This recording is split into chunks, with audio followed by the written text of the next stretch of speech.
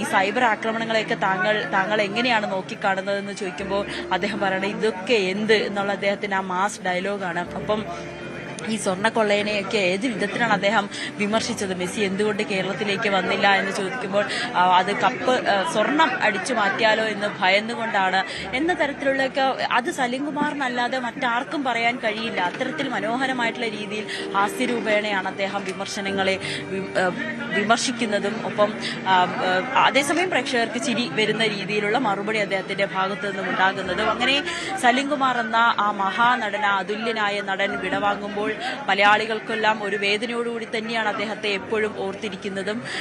ഈ അദ്ദേഹത്തിന് ഒപ്പം അഭിനയിച്ചവർ, അദ്ദേഹത്തിന് ഒപ്പം താങ്ങായി തണലായി നിന്നവരെല്ലാം തന്നെ ഈ അവസാന യാത്രയിൽ, അദ്ദേഹത്തിന്റെ ഈ അവസാന യാത്രയിൽ ഒപ്പമുണ്ട്. അദ്ദേഹത്തിന്റെ കുടുംബാംഗങ്ങളുണ്ട്, ഭാര്യയുണ്ട്, മക്കളുണ്ട്. മക്കൾ ചന്തു, ആരോമലും ഒപ്പം തന്നെയുണ്ട്. അദ്ദേഹത്തെ ഇന്നലെ ആശുപത്രിയിൽ എത്തിക്കുന്ന സമയത്തും അദ്ദേഹത്തിന്റെ ഈ അവസാന നാളുകളിലുമൊക്കെ ഇവരെല്ലാവരും ഒപ്പം തന്നെയുണ്ടായിരുന്നു. ഈ മരിക്കാൻ സമയമായിട്ടാണോ അല്ലെങ്കിൽ മരിക്കാനുള്ള ഒരു പ്രായമാണോ സലിംകുമാറിനായതെന്ന് ചോദിച്ചാൽ നമുക്കില്ല എന്ന് തന്നെ പറയാം. പക്ഷേ അദ്ദേഹത്തിന്റെ ആരോഗ്യ പ്രശ്നങ്ങൾ, അതിനപ്പുറത്തേക്ക് ഹൃദയാഘാതം വന്നതാണ് അദ്ദേഹത്തിന് പെട്ടെന്നുള്ള ഒരു വിയോഗത്തിന് കാരണമായത്. ഇതിനു മുൻപും വളരെ ഗുരുതരമായ അവസ്ഥയിൽ അദ്ദേഹം ആശുപത്രിയിൽ പ്രവേശിപ്പിച്ചതായിരുന്നു. അന്ന് ലിവർ സിറോസിസ് ആയിരുന്നു അദ്ദേഹത്തിന്. അതിന്റെ ലിവർ ട്രാൻസ്പ്ലാന്റേഷൻ നടത്തി പിന്നീടുള്ള തുടർ ചികിത്സയ്ക്ക് ശേഷം പൊതുവേദിയിൽ അദ്ദേഹം എത്തുമ്പോൾ വളരെ അവശനായിട്ടാണ് അദ്ദേഹത്തെ കാണുന്നതെങ്കിൽ പോലും സജീവമാകാൻ എപ്പോഴും ശ്രമിച്ചിരുന്നൊരു വ്യക്തി കൂടിയാണ് സലിംകുമാർ. അങ്ങനെ പിന്നീടുള്ള അദ്ദേഹത്തിന്റെ സിനിമയിലേക്കൊന്നും സജീവമായില്ലെങ്കിൽ പോലും അദ്ദേഹം രാഷ്ട്രീയ രംഗത്തൊരു തെരഞ്ഞെടുപ്പിൽ മത്സരിച്ചില്ല എന്ന് മാത്രമേ ഉള്ളൂ. തെരഞ്ഞെടുപ്പ് പ്രചാരണത്തിനായി എപ്പോഴും മുൻപന്തിയിലുണ്ടാകും, തെരഞ്ഞെടുപ്പ് വേദികളിലുണ്ടാകും. തന്റെ നിലപാട് പറയാൻ, വിമർശിക്കാൻ, പാർട്ടിക്ക് വേണ്ടിയിട്ട് തന്നാൽ കഴിയുന്നത് എന്താണോ അതെല്ലാം ചെയ്യാൻ മുൻപന്തിയിൽ നിൽക്കുന്ന ഒരു വ്യക്തിയായിരുന്നു സലിംകുമാർ. അതുകൊണ്ട് തന്നെ അദ്ദേഹത്തിന്റെ വിയോഗം പാർട്ടിയെ സംബന്ധിച്ച്, കോൺഗ്രസ് പാർട്ടിയെ സംബന്ധിച്ച്, പ്രത്യേകിച്ച് മുഖ്യമന്ത്രി വി ഡി സതീശനെ സംബന്ധിച്ച് വളരെ ഏറെ വേദനിപ്പിക്കുന്നതാണ്. തന്റെ സഹോദരനെയാണ് തനിക്ക് നഷ്ടപ്പെട്ടതെന്നാണ് മുഖ്യമന്ത്രി വി ഡി സതീശന്റെ പരാമർശം. ഒപ്പം മറ്റ് സിനിമാ താരങ്ങളായിക്കോട്ടെ അവരെല്ലാവരും വളരെ വേദനയോടുകൂടി തന്നെയാണ് സലിംകുമാറിന്റെ വിയോഗത്തെ നോക്കിക്കാണുന്നത്.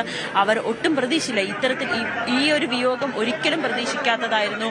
ഇതിനു മുൻപ് അദ്ദേഹം ആശുപത്രിയിലായിരുന്നു, അതുപോലെ തിരിച്ചു വരുമെന്ന് പ്രതീക്ഷിച്ചു. പക്ഷേ രാത്രി അദ്ദേഹത്തിന് ഹൃദയാഘാതം സംഭവിച്ചതാണ് മരണത്തിലേക്ക് നയിച്ചത്. രാത്രി 10:45 അദ്ദേഹത്തിന്റെ മരണം സ്ഥിരീകരിക്കുന്നത്. ആ അവസാന സമയത്ത് ഭാര്യയും മക്കളും ഒപ്പം തന്നെ ഉണ്ടായിരുന്നു. ഡോക്ടർമാർ അദ്ദേഹത്തെ തിരിച്ച് ജീവിതത്തിലേക്ക് കൊണ്ടുവരാനുള്ള എല്ലാ ശ്രമങ്ങളും നടത്തുകയായിരുന്നു. പനി ബാധിച്ചു, പിന്നീട് അത് ന്യൂമോണിയയാണ് അദ്ദേഹത്തെ ഇന്നലെ പുലർച്ചെ 5 മണിക്ക് ആശുപത്രിയിലേക്ക് എത്തിച്ചത്. പിന്നീട് സലിംകുമാർ എന്ന നടനെ നമ്മൾ ഇന്ന് കേൾക്കുന്ന ആ വാർത്ത, ഇന്ന് രാവിലെ മുഖ്യ മലയാളികൾ സലിംകുമാർ വിട നൽകി എന്ന വാർത്ത വളരെ വേദനയോടെ ആണ് കേട്ടത്. പിന്നീട് അദ്ദേഹത്തെ കാണുന്നതിന് വേണ്ടി പറവൂർ ടൗൺ ഹാളിലേക്കുള്ള ജനങ്ങളുടെ ഒരു ഒഴുക്കാണ് നമ്മൾ കണ്ടത്. പ്രത്യേകിച്ച് അദ്ദേഹത്തെ സ്നേഹിക്കുന്ന പറവൂർക്കാരുടെ സ്വന്തം സലീമേട്ടനെ ഇനി കാണാൻ പറ്റില്ലല്ലോ, അദ്ദേഹം നമ്മളിൽ നിന്നും വിട പറഞ്ഞു എന്ന വേദനയോടുകൂടിയുള്ള ഒരു യാത്രയയപ്പ് തന്നെയാണ് അദ്ദേഹത്തിന് ഈ സ്വന്തം ജന്മനാട് നൽകുന്നത്. അദ്ദേഹം ജനിച്ചതും വളർന്നതുമെല്ലാം ഈ പറവൂർ തന്നെയായിരുന്നു. ചിറ്റേത്തുകരയിലായിരുന്നു അദ്ദേഹത്തിന്റെ ജനിച്ചതെങ്കിൽ പോലും പിന്നീട് പറവൂരിലേക്ക് അദ്ദേഹം വരികയായിരുന്നു. അവിടെയാണ് വിദ്യാഭ്യാസം എല്ലാം പറവൂർ സ്കൂളിൽ തന്നെയായിരുന്നു ആരംഭിച്ചത്. ഇവിടെ നിന്നാണ് മിമിക്രി കലാകാരനായി അദ്ദേഹം എത്തുന്നത്. അവിടെ നിന്നും മറ്റ് സിനിമയിലേക്ക് എത്തുന്നതിന് വേണ്ടി അദ്ദേഹത്തിന് ഗോഡ് ഫാദർ ആരും തന്നെ ഉണ്ടായില്ല. അദ്ദേഹത്തിന്റെ പരിശ്രമത്തിലൂടെ ഒരുപാട് ത്യാഗങ്ങൾ സഹിച്ച്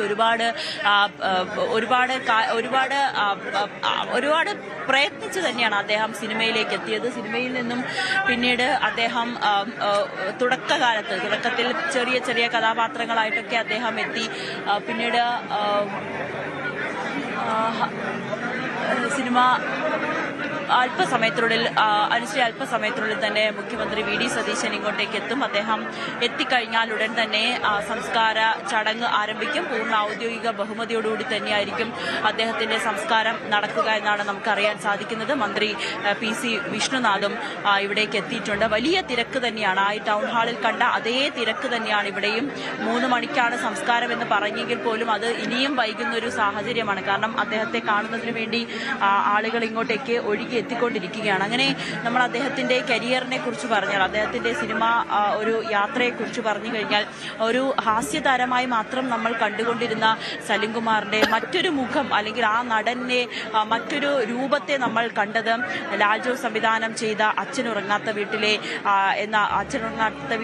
എന്ന ചിത്രത്തിലെ സാമുവൽ എന്ന അച്ഛന്റെ വേദന അതേ തീവ്രതയോടെ പ്രേക്ഷകരിലേക്ക് എത്തിക്കുന്നതായിരുന്നു. അത് മുതലാണ് സലിംകുമാർ എന്ന നടനിലെ മറ്റൊരു മുഖത്തെ നമ്മൾ കാണുന്നത്. പിന്നീട് ഹജ്ജിന് പോകാൻ ശ്രമിക്കുന്ന വൃദ്ധ ദമ്പതികൾ നേരിടുന്ന പ്രതിസന്ധികൾ അത് വരച്ചു കാട്ടുന്ന ആദാമിന്റെ മകൻ അബുവിന്റെ അഭിനയ തികവ് അതിന്റെ ഒരു നേർസാക്ഷ്യമായി മാറി. പിന്നീട് അതിന് നാഷണൽ അവാർഡ് ലഭിക്കുകയും ചെയ്തു. അതോടുകൂടിയാണ് ഹാസ്യ നടനിൽ നിന്നും ഒരു നടൻ എന്ന നിലയിലേക്ക് സലിംകുമാറിനെ നമ്മൾ മാറ്റി എഴുതിയത്. സലിംകുമാർ എന്ന നടനെ പിന്നീട് നമ്മൾ കാണുന്നതും അങ്ങനെയാണ്.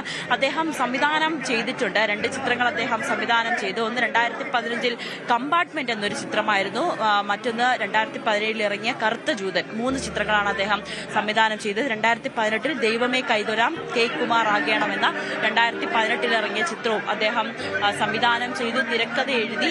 അത് വേണ്ട വിധത്തിൽ പ്രേക്ഷകർ സ്വീകരിച്ചില്ല എങ്കിൽ പോലും സലിംകുമാർ എന്ന നടൻ അതിപ്പോഴും അദ്ദേഹം ചെയ്തു വെച്ച കഥാപാത്രങ്ങളിലൂടെ നമ്മൾ ഇപ്പോഴും ഓർത്തെടുക്കുന്നു. 2010 മികച്ച നടനുള്ള ദേശീയ പുരസ്കാരവും സംസ്ഥാന പുരസ്കാരവും അദ്ദേഹത്തെ തേടിയെത്തുന്നത്. അത് ആദാമിന്റെ മകൻ അബു എന്ന ചിത്രത്തിനായിരുന്നു. പിന്നീട് അയാളും ഞാനും തമ്മിലെന്ന ചിത്രത്തിൽ 2012 മികച്ച ഹാസ്യ നടനുള്ള സംസ്ഥാന പുരസ്കാരം അദ്ദേഹത്തിന് കിട്ടി. അച്ഛനുറങ്ങാത്ത വീട് എന്ന ചിത്രത്തിൽ 2005 മികച്ച സഹനടനുള്ള സംസ്ഥാന പുരസ്കാരം അദ്ദേഹത്തെ തേടിയെത്തുന്നത്. കറുത്ത ജൂതൻ എന്ന അദ്ദേഹം തിരക്കഥ എഴുതിയ ചിത്രത്തിന്റെ മികച്ച കഥാകൃത്തിനുള്ള സംസ്ഥാന പുരസ്കാരവും 2017 അദ്ദേഹത്തെ തേടിയെത്തുകയും ചെയ്തിരുന്നു. അങ്ങനെ കൈവച്ച മേഖലകളിലെല്ലാം തന്നെ തന്റേതായിട്ടുള്ള വ്യക്തിമുദ്ര പതിപ്പിക്കുവാൻ കഴിഞ്ഞ മികച്ച ഒരു വ്യക്തിത്വം തന്നെയായിരുന്നു സലിംകുമാർ. പിന്നീട് അദ്ദേഹത്തിന്റെ രാഷ്ട്രീയം, അച്ഛന്റെ ആ ഒരു കോൺഗ്രസ് പാത തന്നെയാണ് പിന്തുടർന്ന് അദ്ദേഹം കോൺഗ്രസിൽ സജീവമായതും കരുണാകര ഭക്തനാണ് താനെന്ന് പലതവണ അദ്ദേഹം പറഞ്ഞിട്ടുണ്ട്. അനുശ്രീ ഇപ്പോൾ അദ്ദേഹത്തിന്റെ മൃതദേഹം സംസ്കരിക്കുന്നതിന് വേണ്ടി ചിതയിലേക്ക് മാറ്റുന്ന ദൃശ്യങ്ങളാണ് നമ്മൾ കാണുന്നത്. വലിയ ജനസാഗരം തന്നെയാണ്. ജനങ്ങളെ നിയന്ത്രിക്കാൻ കഴിയുന്ന, പോലീസിന് പോലും ജനങ്ങളെ നിയന്ത്രിക്കാൻ കഴിയാത്ത അത്രയ്ക്ക് തിരക്കാണ്. വലിയ ബുദ്ധിമുട്ടോടുകൂടി തന്നെയാണ് ആളുകൾ ഇവിടെ അദ്ദേഹത്തെ അവസാനമായി കാണുന്നതിന് വേണ്ടി എത്തിയത്. പലർക്കും ഇപ്പോഴും അദ്ദേഹത്തെ കാണാൻ കഴിഞ്ഞില്ല. കാണാതെ മടങ്ങുന്നവരുണ്ട്, നിരവധി പേരുണ്ട്. പക്ഷേ ഇനിയും വൈകണ്ട എന്ന കുടുംബത്തിന്റെ അഭ്യർത്ഥനയുണ്ട്. 3 മണിയോടുകൂടി തന്നെ സംസ്കാരം നടത്തണം. മറ്റ് ചടങ്ങുകളൊന്നും തന്നെ പാടില്ല, മതാചാര പ്രകാരമുള്ള ചടങ്ങുകളൊന്നും പാടില്ല എന്ന് കർശന നിർദ്ദേശം അദ്ദേഹം തന്നെ കുടുംബത്തിന് നൽകിയിരുന്നു. അതുകൊണ്ട് ആ ചടങ്ങുകളെല്ലാം മാറ്റി നിർത്തിക്കൊണ്ടുള്ള ഒരു സംസ്കാര ചടങ്ങാണ്. പക്ഷേ സർക്കാരിന്റെ തന്നെ പൂർണ്ണ ഔദ്യോഗിക ബഹുമതിയും അദ്ദേഹത്തിന് നൽകുകയും ചെയ്യും. അങ്ങനെ സലിംകുമാർ എന്ന നടൻ ഇനി നമ്മുടെയൊക്കെ മനസ്സുകളിൽ മാത്രമായി ചുരുങ്ങുകയാണ്. പക്ഷെ അദ്ദേഹം ചെയ്തു വെച്ച കഥാപാത്രങ്ങൾ എന്നും നമ്മൾ കാണും, എന്നും നമ്മൾ ഓർക്കും. അദ്ദേഹത്തെ ഒരു മലയാളിയും ഒരു ദിവസം പോലും അദ്ദേഹത്തെ ഓർക്കാത്ത ദിവസം ഉണ്ടാകില്ല ഇനി അങ്ങോട്ട്. ഏതായാലും മൃതദേഹം സംസ്കരിക്കുന്നതിന് വേണ്ടി മാറ്റുകയാണ്. തൊട്ടടുത്ത് തന്നെയാണ്, അദ്ദേഹത്തിന്റെ വീട്ടുമുറ്റത്ത് തന്നെയാണ് സംസ്കാരവും നടക്കുക. ഇനി സലിംകുമാർ ഇനി അദ്ദേഹത്തിന് വിശ്രമിക്കാം. അദ്ദേഹത്തിന്റെ സ്വന്തം മണ്ണിൽ, സ്വന്തം വീട്ടിൽ അദ്ദേഹം വലിയ ആഗ്രഹത്തോടുകൂടി അല്ലെങ്കിൽ വളരെ വലിയ സ്വപ്നത്തോടു കൂടി പണിതൊരു വീടാണ്. പല അഭിമുഖങ്ങളിലും അദ്ദേഹം പറഞ്ഞു, തന്റെ വീട്ടിലെ ഓരോ കല്ല് വെക്കുമ്പോഴും അതെല്ലാം തന്റെ ചിരികളാണ്, ചിരി കൊണ്ടുള്ള ഒരു വീടാണ് താൻ പണിതത്.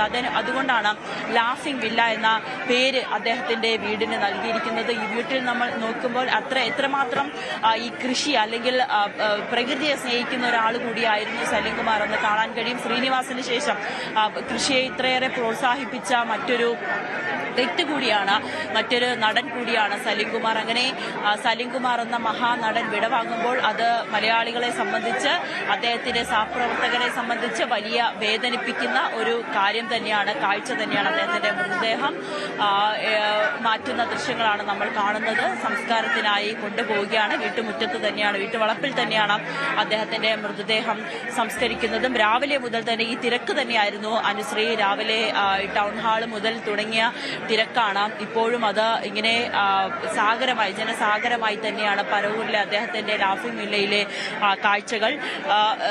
ഈ സലിംകുമാറിന്റെ ഈ ഒരു ജീവിത ചരിത്രം നമ്മൾ ഇനിയും ആവർത്തിക്കേണ്ടതില്ല എന്ന് തോന്നുന്നു. കാരണം ഓരോ മലയാളികൾക്കും നമ്മൾ ഈ പറയുന്നതിനപ്പുറത്തേക്ക് മലയാളികൾക്ക് സലിംകുമാർ എന്ന് പറയുന്നത് അതുല്യനായിട്ടുള്ള ഒരു നടനാണ്. സലിംകുമാറിനെ കുറിച്ച് ഒരുപാട് പറയാനുണ്ട്. വളരെ വൈകാരികമായ കാഴ്ചയാണ് ഇപ്പോൾ നടക്കുന്നത്. മകൻ ചന്തു സലിംകുമാർ അദ്ദേഹത്തിന്റെ മൃതദേഹത്തിന് അവസാനമായി ചുംബനം നൽകിക്കൊണ്ട് വളരെ വൈകാരികമായ കാഴ്ചകൾ തന്നെയാണ്.